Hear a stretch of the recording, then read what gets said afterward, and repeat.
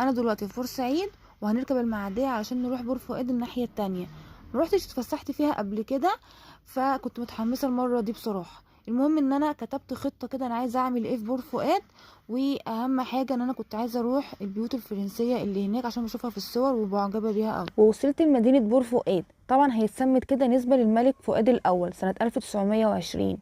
اتصممت على الطراز الفرنسي، الشوارع والمباني، علشان اصلا اللي كان بيسكنها الفرنسويين اللي كانوا بيعملوا بكمينة قناة السويس، هي كانت اسمها كده ساعتها. وبتعتبر مدينة بور فؤاد اول نقطة بقارة اسيا.